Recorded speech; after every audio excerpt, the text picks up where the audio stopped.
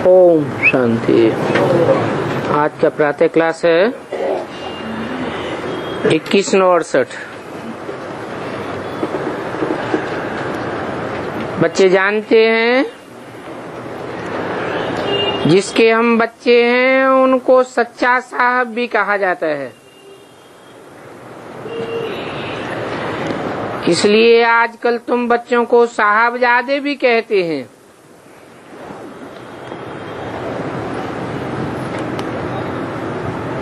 किस लिए कहते हैं? कि हम सच्चे साहब के बच्चे हैं।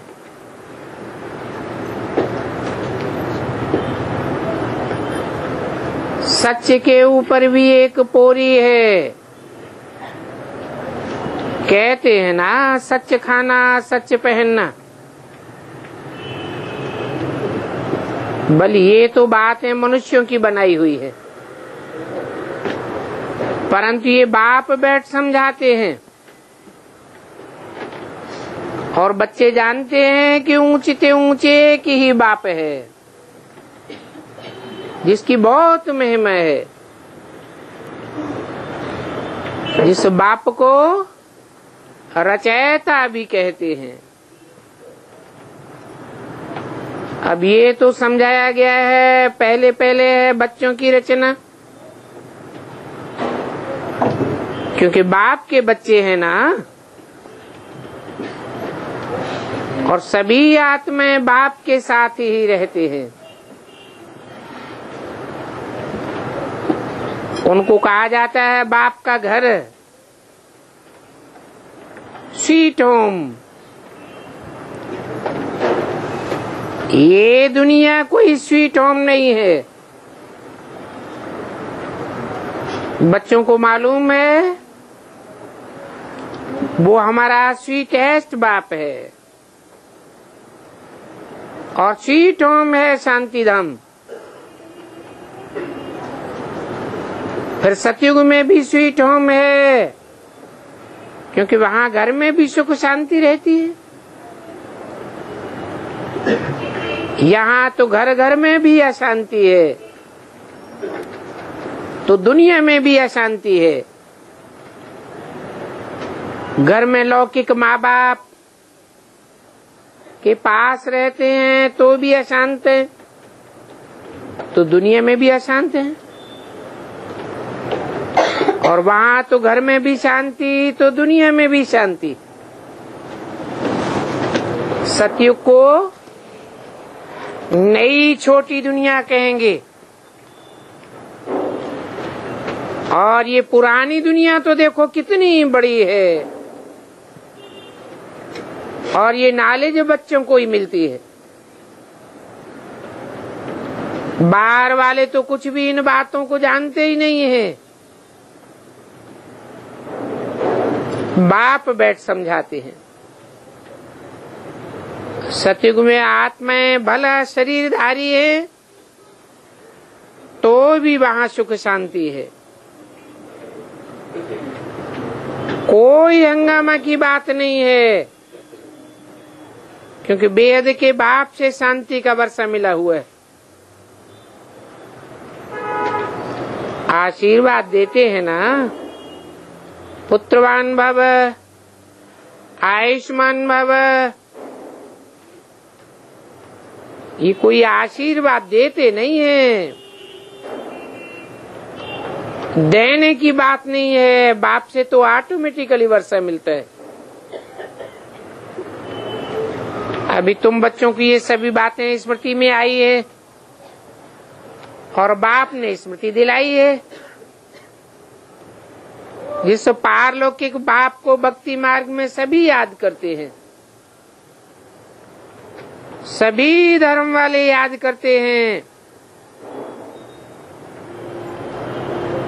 कब याद करते हैं? जब दुनिया दुखों की दुनिया हो जाती है। ये है ही पतित पुरानी दुख की दुनिया। नई दुनिया में सुख होता है और पुरानी दुनिया में होता है दुख। नई दुनिया में अशांति का नाम निशान नहीं, और यहाँ तो है ही अशांति की दुनिया। अभी तुम बच्चों को तो पूरा गुणवान बनना है, अगर नहीं बनेंगे तो बहुत सजाएं खानी पड़ेंगी, क्योंकि बाप के साथ धर्मराज भी है,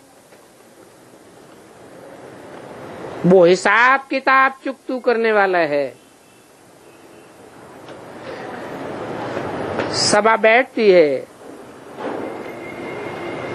सजाएं तो जरूर मिलनी है, जो भी पाप किए हैं उनकी सजाएं मिलेंगी। जो अच्छी रीति मेहनत करते हैं वो थोड़ी ही सजाएं खावेंगे। तो पाप की सजा मिलती है जिसको कर्म भोग कहा जाता है। ये तो रावण का पराया राज्य है, इसमें अपरम अपार दुख है, राम राज्य में अपरम अपार सुख। तुम समझाते तो बहुतों को हो, फिर भी कोई तो झट समझ जाते हैं, कोई देरी से समझते हैं। जो कम समझते हैं तो समझो इसने भक्ति कम की है अथवा देरी से की है, और जिन्होंने शुरू से भक्ति की है वो ज्ञान को भी जल्दी समझ लेंगे, क्योंकि सतो प्रधान भक्त है ना, तो सतो प्रधान ज्ञान ही उठावेंगे, तो उनको आगे नंबर में जाना है। कि तो बच्चे समझ गए हैं कि वो है आत्माओं का स्वीट साइलेंस होम। हम उस घर से यहाँ आए हैं। साइलेंस मूवी और टाकी, बच्चे ध्यान में जाते हैं तो सुनाते हैं कि वहां मूवी चलती है, परंतु उस मूवी का ज्ञान मार्ग से कोई ताल्लुक नहीं है। बाप ने समझाया है, मुख्य बात है अपन को आत्मा समझ बाप को याद करो, बस और कोई बात नहीं। बाप निराकार, बच्चे अर्थात आत्मा भी शरीर में निराकार, और तो कोई बात उठती नहीं। गोद में जाना, भाखी आदि ये कुछ भी नहीं है। ये तो सिर्फ लव की कशिश करते हैं, परंतु वो भी दबा देना चाहिए। आत्मा का लव तो एक परमपिता परमात्मा के साथ है, क्योंकि जानते हो ये शरीर तो सभी पतित हैं, तो पतित शरीरों से लव क्या रखना। भला आत्मा पावन बन जाती है, परंतु शरीर तो पतित है ना। इस पुरानी पतित दुनिया में शरीर पावन बनता ही नहीं।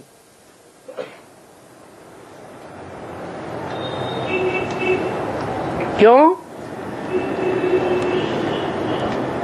कोई कारण होगा?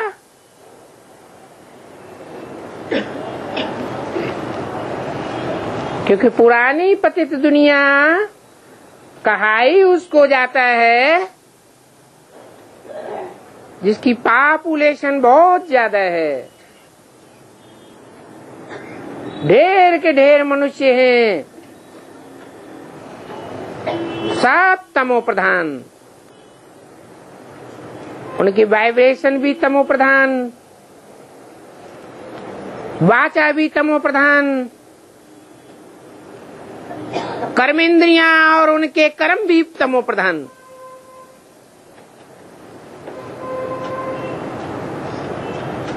तो 5 तत्व भी तमो प्रधान बनते हैं। और 5 तत्वों से, तमो प्रधान तत्वों से ये दुनिया बनी हुई।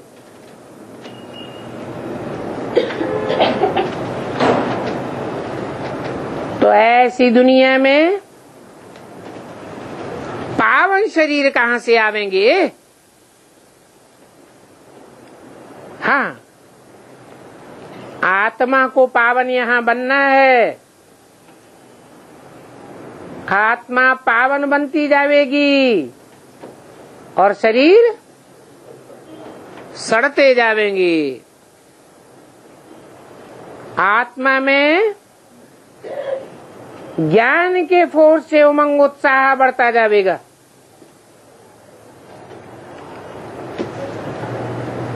तो इस पुरानी दुनिया में आत्मा को पावन बनना है। और पतित शरीरों का क्या होगा? पतित शरीरों का, जो 5 पतित तत्वों के बने हुए हैं, उनका विनाश हो जाएगा।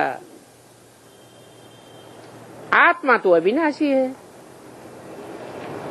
शरीर विनाशी है। आत्मा का काम है बेहद के बाप को याद करना और पावन बनना। परंतु आत्मा जब पवित्र है तो शरीर भी कैसा चाहिए? शरीर भी पावन चाहिए। परंतु वो शरीर, पावन शरीर पावन दुनिया में ही मिलेगा। इस पतित दुनिया में तो मिल नहीं सकता। और ये शरीर तो पावन हो न सके। ये पतित पुराना शरीर है। आत्मा भल पावन बन जाए, क्योंकि आत्मा को तो एक परमपिता परमात्मा के साथ ही योग लगाना है। बस तो भाकी आदि की बात उड़ जाती है,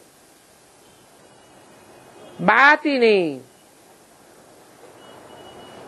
वास्तव में पतित शरीर को टच भी नहीं करना है। स्त्री हो चाहे मिट माइट हो, कोई को भी टच नहीं करना है। ये आत्माओं से बात करते हैं। बात करने वाला आत्माओं का बाप है। ये समझने की बातें हैं, क्योंकि 63 जन्मों में शरीरों के साथ तो बहुत लटके हैं।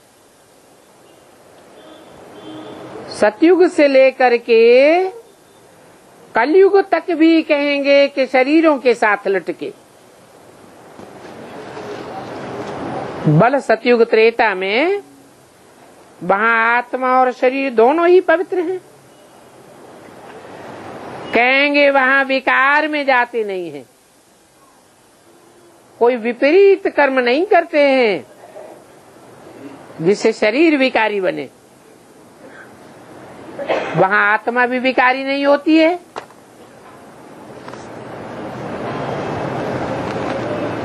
कई वल्लभाचारी होते हैं जो दूसरे को अपना शरीर टच भी नहीं करने देते हैं। 2168 की वाणी का दूसरा पेज। बोल ये तो तुम समझते हो। उन वल्लभाचारी को फॉलो करने वालों की आत्मा कोई निर्विकारी नहीं होती है। हैं तो वो भी विकारी, वो भी एक वल्लभाचारी पंथ है। जो अपन को ऊंच कुल वाले समझते हैं, कोई को अपना शरीर भी टच नहीं करने देते हैं। ये नहीं समझते हैं कि हम अपवित्र हैं, विकारी हैं। समझते नहीं है कि ये शरीर भ्रष्टाचार से पैदा हुआ है। ये बातें तुम बच्चों को बाप आकर के सिखलाते हैं।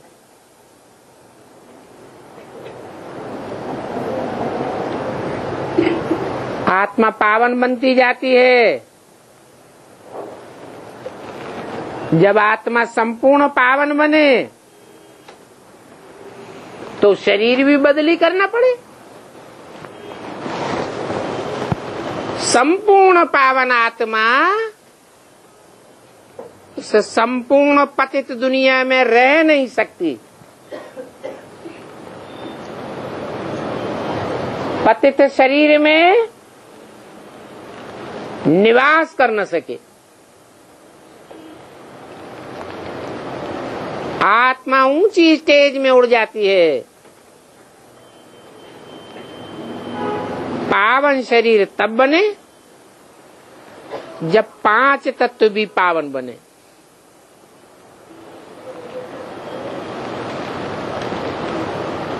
ज्ञान जल से आत्मा पावन बनती है।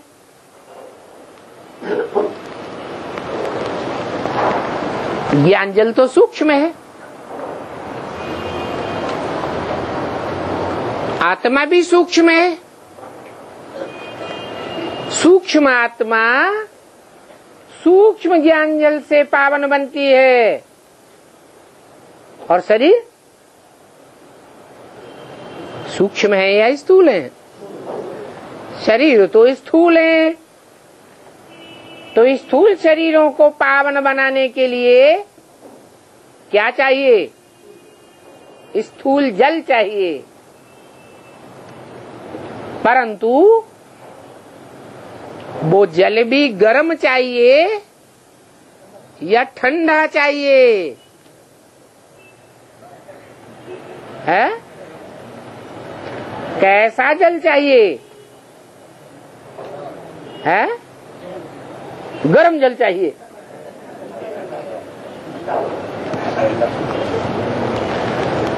ऐसा ठंडा जल चाहिए जो जाम हुआ पड़ा हो।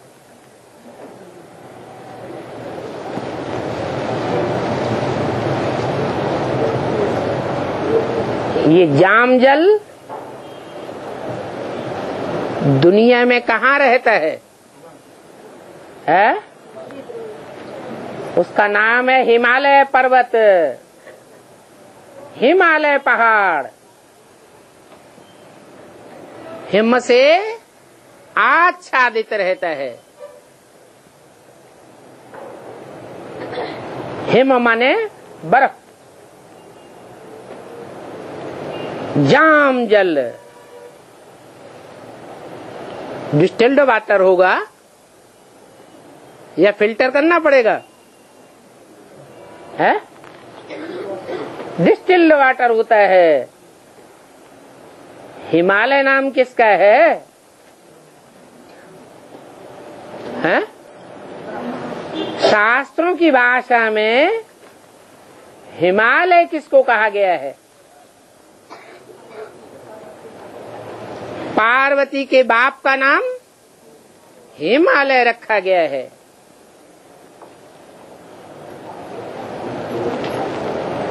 तो पार्वती का बाप कौन है? है? ब्रह्मा बाबा है? हाँ, हिमवान। वो तो क्वालिटी बताई कि उनकी बुद्धि में जो ज्ञान जल है वो जाम पड़ा हुआ है। क्या? बहता नहीं है। कैसा जल है? जाम जल है। सागर अगर जाम हो जाए तो जाम हुए सागर का सागर मंथन हो सकेगा? है? नहीं हो सकेगा। पहले तो बर्फ तोड़नी पड़े, छीर छीर करना पड़े।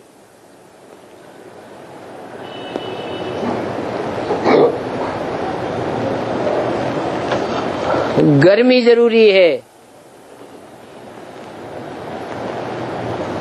बाद में मंथन होगा, आलोड़न होगा। तो ब्रह्मा का ज्ञान जल कैसा है? ब्रह्मा कहो, हिमालय कहो,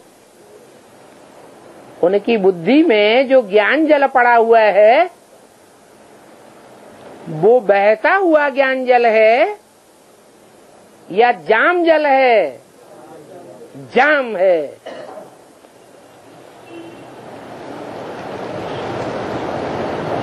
ज्ञान यज्ञ जब शुरुआत हुई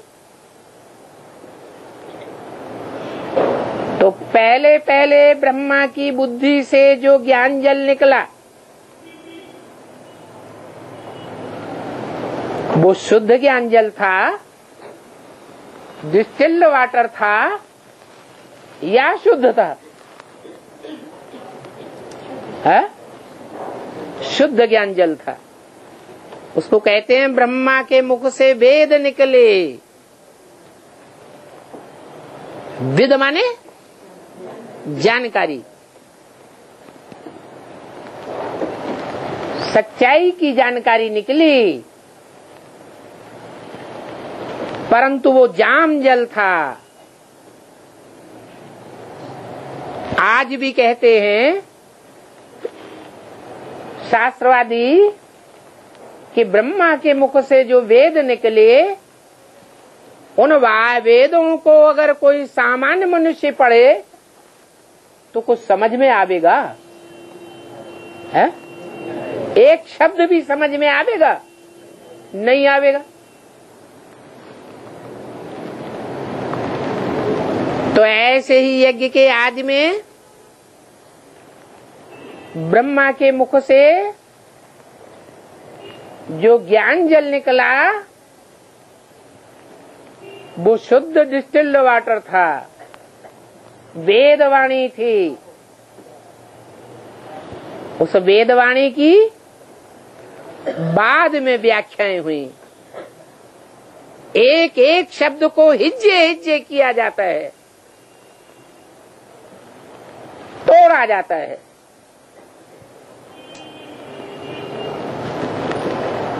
तब ज्ञान जल बनता है बहता हुआ।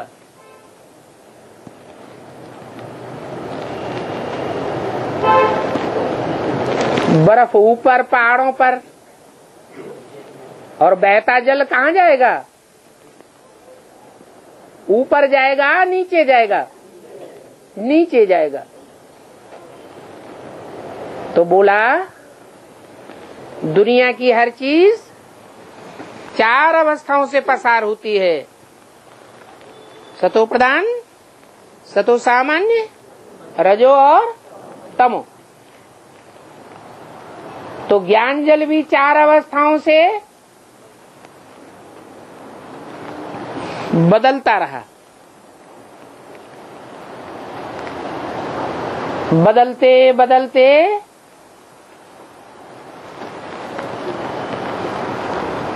एकदम पानी की गर्म धारा बन जाती है।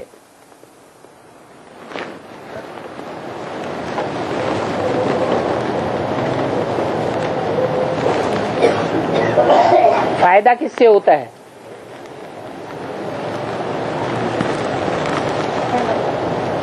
ठंडे पानी से फायदा होता है?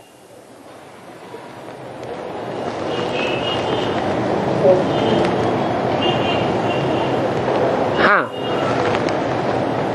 कहते हैं कि जब चोट लग जाती है, कोई को अंदर ही नहीं चोट लगे या बाहर की चोट लगे, घायल हो जाता है, तो दवाइयां उस समय ज्यादा अच्छा असर करती है या जाम हुआ पानी ज्यादा अच्छा असर करता है? बर्फ अच्छा असर करती है। तो इस दुनिया में मनुष्य भी और उनके शरीर सबसे जास्ती घायल कब होते हैं? संगम युग के आदि में घायल होते हैं, क्षत विक्षत होते हैं, या संगम युग के अंत में होते हैं? जब संगम युग का अंत आता है, जब आत्माएं ज्ञान जल से सात्विक बन जाती हैं, आत्माएं शरीर को छोड़ देती हैं, क्योंकि दुनिया के ज्यादा से ज्यादा शरीर क्षत विक्षत हो जाते हैं, बुरी तरह से टूट फूट जाते हैं। उनमें से भी जो कम सजाएं खाने वाले शरीर हैं, वो कम से कम सजाएं खाने वाले, कम से कम क्षत विक्षत होने वाले शरीर, जिनके सुधरने की गुंजाइश होती है, जीवित रह जाने की गुंजाइश होती है, मृत प्राय से जीवनधारी बन जाते हैं। उनकी संख्या कितनी होती है? अरे कोई 8 बताता, कोई 4 बताता। 4.5 लाख। 4.5 लाख में भी बहुत थोड़े से ऐसे हैं, जैसे कहीं भूकंप आते हैं। मान लो 2001 में भुज में, गुजरात में भूकंप आया, तो कहीं कहीं ऐसा देखा गया कोई कोई बच्चे बिल्कुल सुरक्षित निकले, उनको एक खरोंच भी शरीर में नहीं आई। उनकी संख्या परसेंटेज में बहुत कम होती है या ज्यादा होती है? बहुत कम होती है। तो 4-4.5 लाख में से सिर्फ 8 शरीर ऐसे निकलते हैं जो प्रकृति की मार से क्षत विक्षत भी नहीं होते। बल शरीर तो सभी मृत प्राय हो जाएंगे, परंतु वो पूरे क्षत विक्षत 8 शरीर नहीं होंगे। और बाकी को कुछ न कुछ सजा मिलेगी जरूर, कोई को कम, कोई को ज्यादा। फिर भी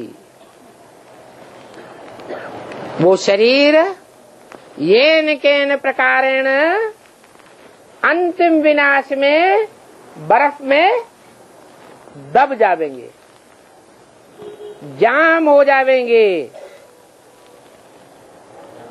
सुरक्षित रह जावेंगे। और जो टूट फूट हुई है वो खलास हो जाएगी। ऊपर से जब आत्माएं नंबरवार उतरती जावेंगी और उन शरीरों में प्रवेश होती जावेंगी, उस समय नई दुनिया कहेंगे या पुरानी दुनिया कहेंगे? नई दुनिया कहेंगे। तो यही बात बताई कि नई दुनिया में आत्मा भी सतो प्रधान और शरीर भी सतो प्रधान होंगे।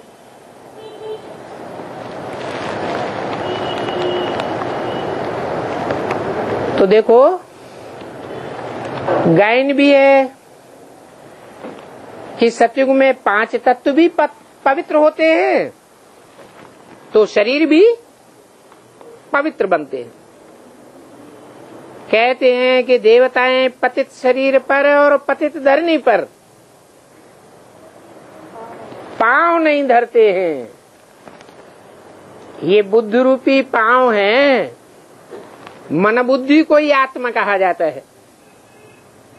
उनकी आत्मा और शरीर पावन होते हैं, इसलिए वे सतयुग में ही पांव रखते हैं। थोड़ी भी पुरानी दुनिया होगी, मान लो एक जन्म बीत गया, तो उनको देवताएं नहीं कहेंगे। ये है पतित दुनिया। तो बाप मूल बात समझाते हैं कि अपन को आत्मा समझो। पहले पहले आत्मा पवित्र बनेगी या शरीर पवित्र बनेंगे? आत्मा चैतन्य है। आत्मा चैतन्य होने के कारण ज्ञान जल को धारण करती है। शरीर तो जड़ है। जड़ शरीर की पवित्रता जड़ पानी से ही होगी, परंतु संगम के आदि में जो पानी की स्थिति थी, अंत में भी जो आदि में, सो अंत में स्टेज बनेगी। आत्मा बाप को पुकारती है। शरीर का लौकिक बाप भी होता है, फिर भी हर आत्मा उस पारलौकिक बाप को याद करती है। लौकिक बाप तो सबको होते हैं, फिर भी सब किसे याद करते हैं? पारलौकिक बाप को याद करते हैं। वो होता है शारीरिक बाप, और वो होता है आत्माओं का बाप।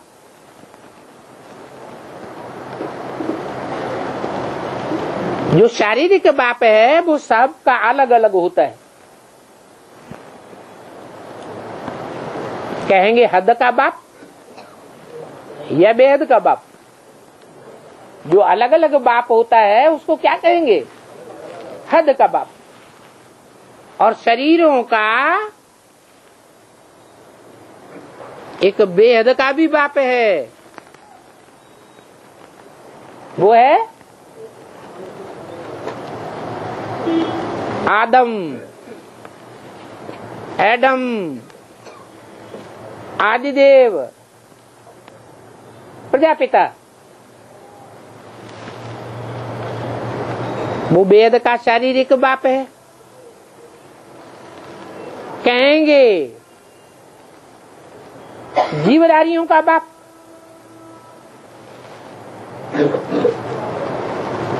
और वो है अशरीरी बाप, बेहद का। कौन? परमपिता परमात्मा शिव। तो अशरीरिक बाप को भी याद सो जरूर करते हैं। भी क्यों लगा दिया है? दो भी चाहिए, क्योंकि उनसे ऐसा जरूर सुख मिला है जो याद करने बगैर रह नहीं सकते। कैसा सुख मिला है? वो सुख सतयुग का है, त्रेता का है, द्वापर का है, कलयुग का है, या संगम युग का है? संगम युग का ऐसा सुख मिला है जो याद करने बगैर रह नहीं सकते। बल इस समय तमो प्रधान बने हैं तो भी उस बाप को याद जरूर करते हैं। परंतु ये फिर उल्टी शिक्षा मिली है कि ईश्वर सर्वव्यापी है। मना हरेक में व्यापक है, तो मनुष्य मुझ पड़ते हैं। अब एक व्यापी है या सर्वव्यापी है? एक व्यापी है। जब बुद्धि में बैठ जाए कि एक व्यापी है तो मुझने की दरकार है? नहीं है। जब एक व्यापी है तो वो एक जरूर बेहद का शारीरिक बाप है। वो अनेक नहीं हो सकते, सर्व नहीं हो सकते। सर्व में वो आत्माओं का बाप व्यापक नहीं हो सकता।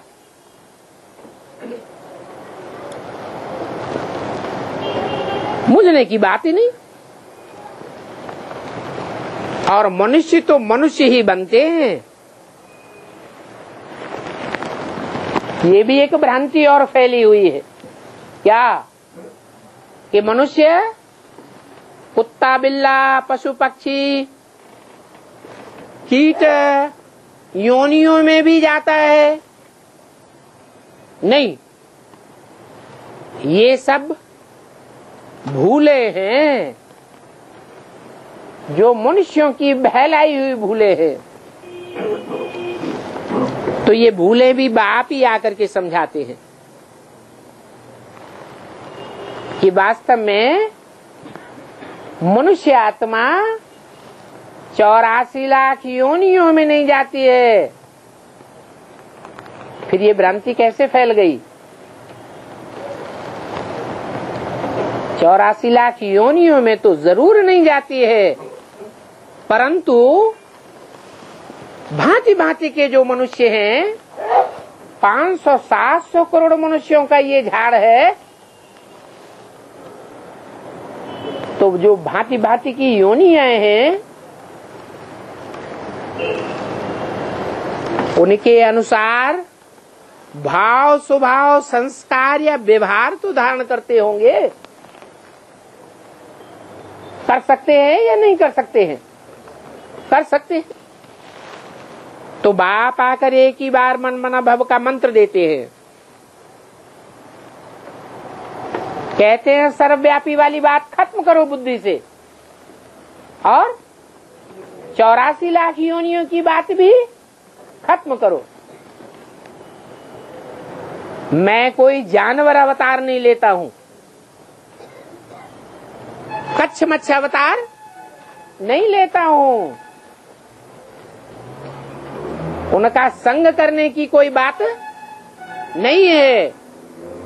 मैं तो एक व्यापी बन करके आता हूं, और मनुष्य योनि ही सबसे ऊंची योनि है। और मनुष्य योनि में भी जो भी 500-700 करोड़ मनुष्य है, उन सब में व्यापक होकर नहीं आता हूं। मैं तो सिर्फ एक व्यापी हूं। तो मन मना भव का मंत्र देते हैं। क्या कहते हैं? मेरे मन में समा जा। कहने वाला कौन है? शिव। उसको मन है? उसको मन है? वो मन है या अमन है? वो तो सदैव ही अमन है। तो ये फिर कौन कहता है, कैसे कहता है मेरे मन में समा जा? मैं और मेरा दो अलग अलग चीजें हैं या एक ही चीज है? मैं अलग और मेरा। मैं कहने वाला कौन? शिव ज्योति बिंदु। मेरी आत्मा का ही नाम शिव है। वो आत्मा कहती है मैं, और उसका मेरा कौन है?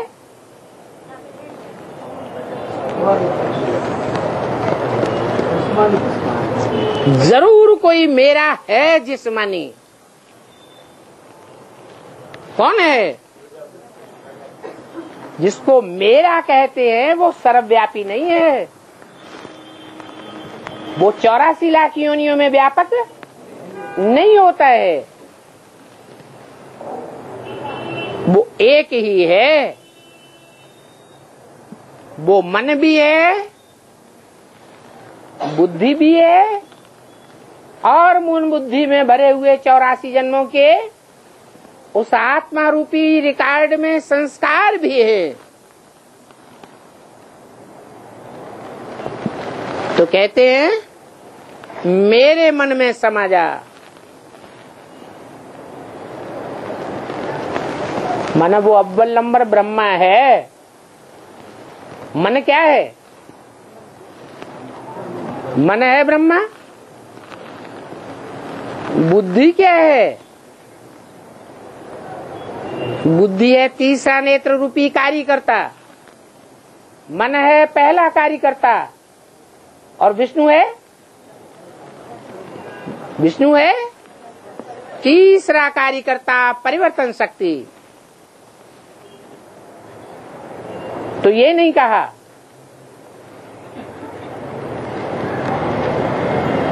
तीसरे कार्यकर्ता में समा जा, ये नहीं कहा बुद्धि में समा जा। क्या कहा? मन में समा जा। बुद्धि में समा जा क्यों नहीं कहा? अरे बुद्धिमानों की बुद्धि कौन है? हैं? वो तो स्वयं ही बाप शिव है। अगर ये कहें कि मेरी बुद्धि में समा जा तो वो तो 5000 साल ऊपर बैठा रहेगा। तो बुद्धि में समा जाने वाले भी कहाँ बैठ जाएंगे? 5000 साल परम धाम में बैठे रहेंगे। ये नहीं कहा बुद्धि में समा जा, मेरी संस्कार शक्ति में समा जा। क्या कहा? मेरे मन में समा जा। तो मन के रूप में पार्ट बजाने वाली आत्माएं मुख्य रूप से टोटली कितनी हैं?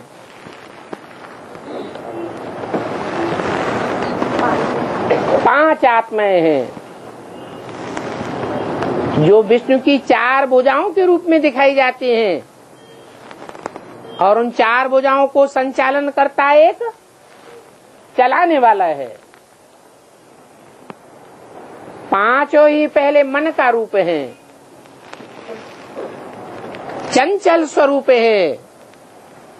जब संपन्न स्टेज होती है तो वो 5 मन बदल करके क्या बन जाते हैं? विष्णु बन जाते हैं। मन में विष मात्र रहता है या नहीं रहता है? नाम मात्र को विष नहीं रहता। मन के रूप में पार्ट बजाने वाला पहला नंबर कौन है? कौन सा? ब्रह्मा। ब्रह्मा तो अनेकों के नाम हो गए। प्रजापिता ब्रह्मा। तो बोला कि बाप एक ही बार आकर के मन मना भव का मंत्र देते हैं। ये महामंत्र है। तो महामंत्र का अर्थ भी चाहिए। ये सिर्फ मंत्र नहीं है। क्या है? महामंत्र है। तो उसका अर्थ भी महान होगा, ये छोटा मोटा होगा? महान अर्थ है। इसलिए बाप कहते हैं अपन को आत्मा समझ, मुझ बाप को याद करो, बस आत्मा समझो। इसलिए वेदों में एक ऋचा आई है। आत्मा क्या है? वेद कब बने? सतयुग में, त्रेता में, द्वापर में, कलयुग में कब बने? द्वापर में बने। जब द्वैतवादी युग शुरू हुआ तो वेद बने, शास्त्र बने। तो उन वेदों में ही लिखा हुआ है, एक ऋचा में ये आया है, मन रेव आत्मा। क्या? मन ही आत्मा है।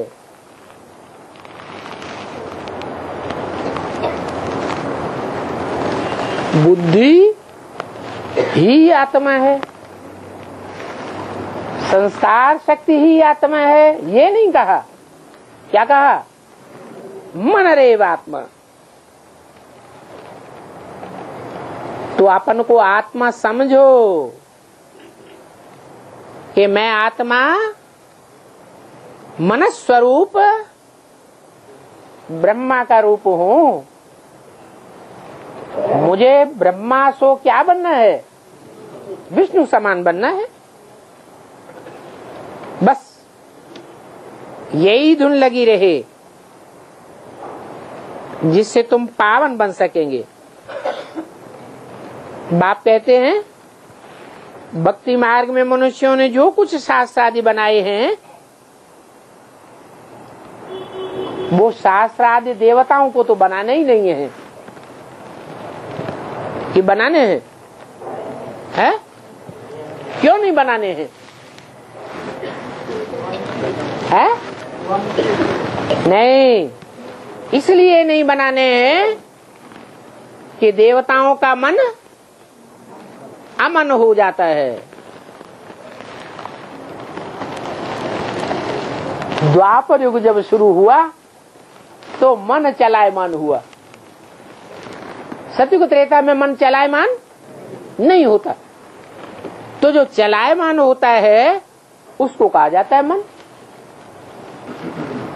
अगर चलायमान नहीं है, अमन है, तो या तो देवता है या तो भगवान है। भगवान का मन चलायमान होता है? नहीं। न देवताओं का मन चलायमान होता है। मनुष्यों का मन चलायमान होता है, इसलिए उनका नाम ही क्या रखा? मनुष्य।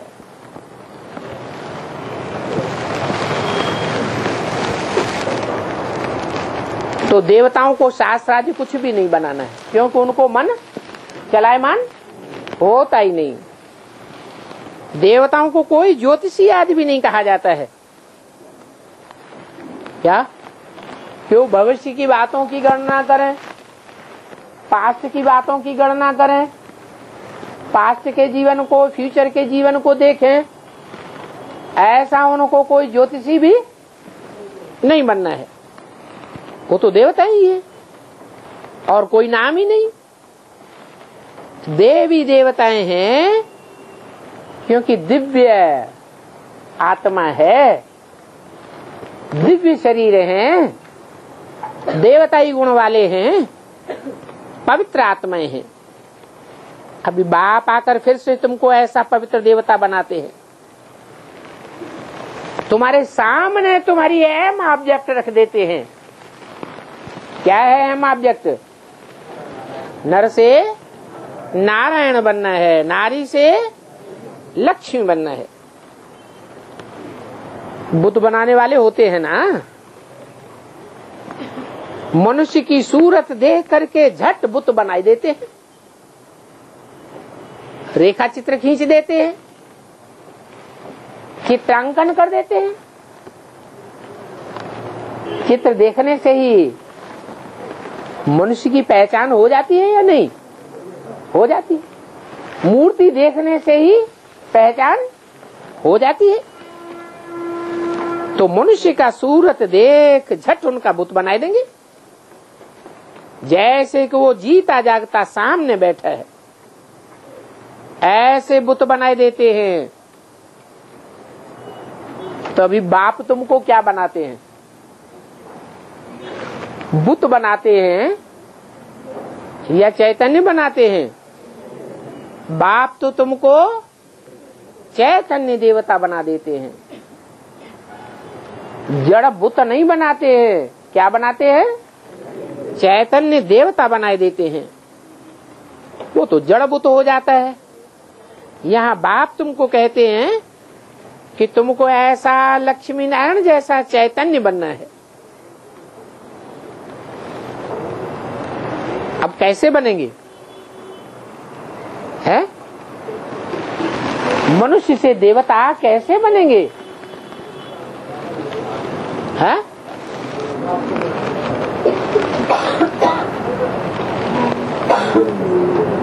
मन में जो संकल्प विकल्पों की सरणी चलती है, उन संकल्प विकल्पों को क्या करें?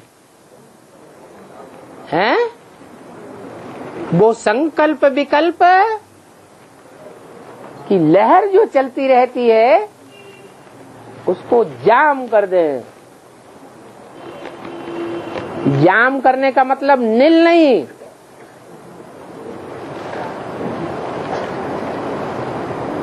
क्या कर दें? स्थिर कर दें।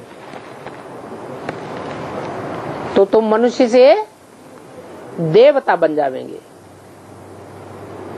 मन एकाग्र करने की बात है। तो कैसे ऐसे चैतन्य में लक्ष्मी नारायण बनेंगे? क्या जवाब आया? ये जो पढ़ाई है वो राजयोग की पढ़ाई है, इसमें राज भरा हुआ है। चंचल मन को एकाग्र कैसे किया जाए, ये राज भरा हुआ है। वो साधु सन्यासी, वो गुरु लोग तो शरीरों की एकाग्रता सिखाते हैं, आसन सिखावेंगे, प्राणायाम सिखावेंगे, लेकिन बाप क्या सिखाते हैं? ये देह के योग नहीं सिखाते हैं। क्या सिखाते हैं? मन रूपी आत्मा को कैसे स्थिर किया जाए, इस बात की ये पढ़ाई है। और ये पढ़ाई प्योरिटी धारण करने से आएगी। जितना अपन को पवित्र बनाते जावेंगे, जितना ऊंची स्टेज में अपन को पवित्र बनावेंगे, उतना ये पढ़ाई की प्रारब्ध प्राप्त करते जावेंगे। ये स्कूल है मनुष्य से देवता बनने का। क्या मनुष्य को, जिसका मन चलायमान है, उसके मन को एकाग्र करके क्या बनाए देते हैं? दिव्य गुणधारी बनाए देते हैं। वो तो बुत बनाते हैं। उन बुत बनाने वालों को आर्टिस्ट कहा जाता है। हूबहू वो ही शिकल बनाए देंगे। क्या आदमी को सामने खड़ा कर दो और वो ऐसा रेखा चित्र 1-2 मिनट में खींच देंगे चेहरे का कि वही व्यक्ति, वो देखने मात्र से ही वही व्यक्ति याद आ जाएगा। तो उनको क्या कहा जाता है? आर्टिस्ट। ऐसा आर्ट उनके अंदर है, परंतु वो तो जड़ बुत बनाते हैं। और बाप कैसा आर्टिस्ट है? चैतन्य चित्र बनाता है, और एक नहीं बनाता है, कितने बनाता है? ढेर के ढेर बनाता है।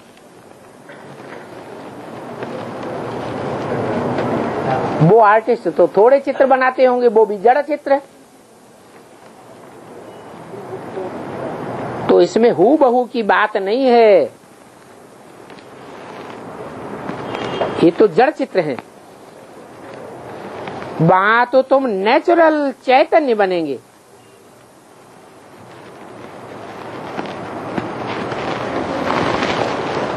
पांच तत्व का चैतन्य शरीर होगा। ये तो जड़ चित्र मनुष्यों का बनाया हुआ है। कौन सा? ये लक्ष्मी नारायण जो चित्र है, इसका बनाया हुआ है? मनुष्यों का बनाया हुआ है। और वो चैतन्य चित्र होंगे लक्ष्मी नारायण या लक्ष्मी नारायण जैसे, वो किसके बनाए हुए होंगे? बाप के बनाए हुए चित्र हैं। ये जड़ चित्र हूबहू तो नहीं हो सकते। जो लक्ष्मी नारायण का चित्र है, सतयुग में जैसे लक्ष्मी नारायण होंगे, यह संगम युग में जैसे उनके चित्र होंगे जैसा उनका हूबहू चेहरा होगा वैसा ही चेहरा है क्या ये? वो तो हो नहीं सकता, हूबहू नहीं हो सकता, क्योंकि देवताओं का फोटो तो निकल ही नहीं सकता। समझो अर्जुन को चतुर्भुज का साक्षात्कार हुआ,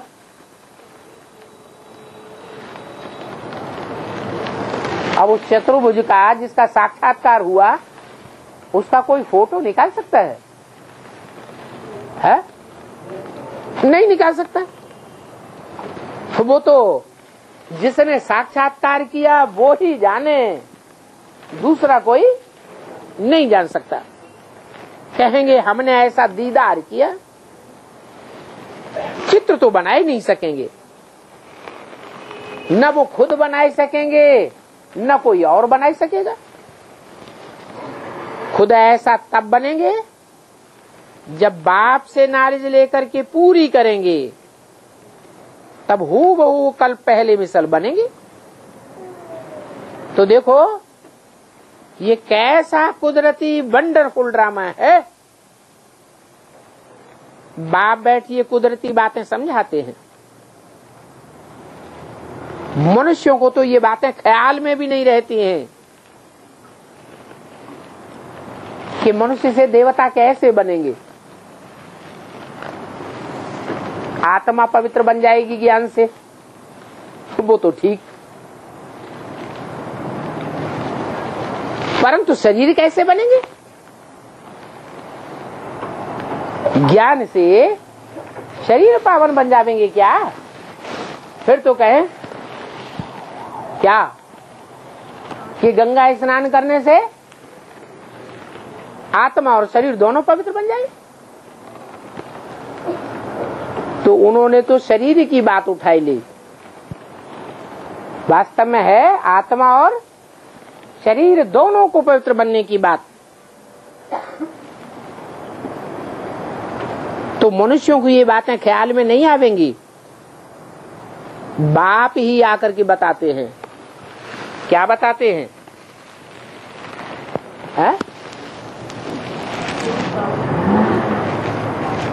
कि आत्मा पावन तो बनेगी आत्मिक स्मृति से, ज्ञान से, परंतु शरीर कैसे पावन बनेंगे? वो तथाकथित ब्राह्मणों ने तो व्याख्या दे दी। ऊपर से आत्मा स्टार मिसल आवेंगी और नीचे क्या बन जाएंगी? आते ही प्रिंस प्रिंसेस बन जाएंगी। अब ऐसा हो सकता है क्या? ये नहीं हो सकता। ये तो बाप ही बैठ समझाते हैं क्या कि मनुष्य से देवता और देवताई शरीर कैसे बनेंगे। ये बाप के सिवाय और कोई नहीं समझा सकता। ये भी एक बाप की पहचान है क्या? ये ज्ञान बाप ही आकर के बता सकते हैं। बाप कुदरती बातें बैठ बताते हैं, नेचुरल बातें बताते हैं। मनुष्य तो अननेचुरल बातें बताते रहते हैं। मनुष्य को तो ये बातें ख्याल में नहीं रहती, उन्होंने आगे जाकर के माथा टेकते हैं, समझते हैं ये देवताएं राज्य करके गए हैं। कब राज्य करके गए हैं सो तो पता ही नहीं है, और ये देवताएं फिर कब आवेंगे कुछ भी ख्यालात नहीं चलता। अभी तुम तो जानते हो ये सूर्यवंशी, ये चंद्रवंशी जो हो करके गए हैं वो हूबहू फिर से ऐसे बनेंगे जरूर, और इस नॉलेज से ही बनेंगे, दूसरा कोई तरीका नहीं है। ओम शांति।